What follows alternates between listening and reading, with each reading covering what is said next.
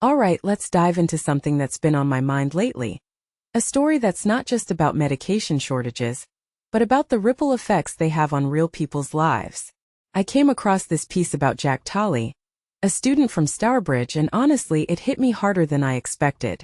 Here's a guy who's just trying to live his life, go to university, make friends, and suddenly, his world is upended because he can't get the epilepsy medication he needs. What makes this really interesting is how it's not just a logistical issue. It's a story about independence, fear, and the fragility of our healthcare systems. First off, let's talk about Jack's situation. He's got severe epilepsy, which means he relies on a cocktail of 17 tablets a day for different types of medication. That's already a lot to manage, right? But what's truly alarming is that these aren't just any medications. They're the kind where missing a dose can lead to life-threatening seizures. Personally, I think this is where the story gets really sobering. We often talk about medication shortages in abstract terms, but here's a concrete example of how they can derail someone's entire life. Jack had to leave university not because he wasn't capable, but because he couldn't reliably access the meds he needed to function. One thing that immediately stands out is the sheer vulnerability of his situation. He can't drive because of his epilepsy, so he's relying on public transport to hunt down these medications.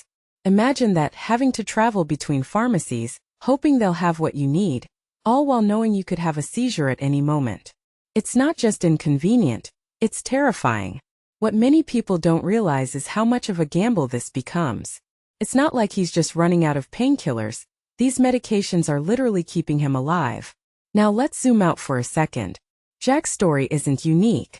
The National Pharmacy Association has been sounding the alarm about record shortages of common medications, including epilepsy drugs.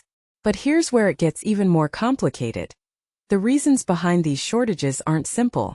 It's a mix of global supply chain issues, competitive international markets, and frankly, a system that's not designed to handle these kinds of disruptions. From my perspective, this raises a deeper question. How did we get to a point where people like Jack are left scrambling for life-saving medications?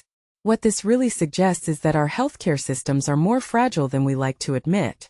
The government says most medicines are in good supply, and they're investing in UK production, which is great. But for people with cliff-edge conditions where missing a dose can be catastrophic, that's cold comfort. The Epilepsy Society is calling for emergency supplies for these cases, and honestly, I think that's the least we can do. 2 young men have already died because of these shortages, and coroners have flagged this as a preventable issue. That's not just a tragedy, it's a failure of the system. A detail I find fascinating is the role of pharmacists in all this.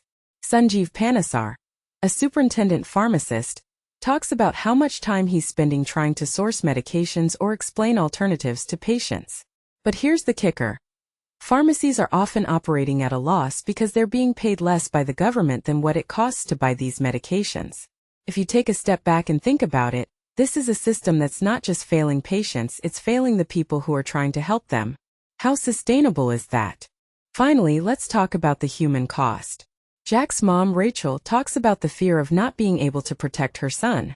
That's a parent's worst nightmare, right? And it's not just about the physical risk. It's about the loss of independence, the friendships Jack had to leave behind, the life he was building. This isn't just a story about medication shortages. It's a story about what happens when the system fails to prioritize people over profits. So here's my closing thought. We need to stop treating these shortages as isolated incidents and start seeing them as symptoms of a bigger problem. Personally, I think we need a fundamental rethink of how we manage medication supply, especially for critical conditions. Because at the end of the day, it's not just about pills, it's about people's lives. What do you think? Is this something we should be talking about more? Let me know in the comments.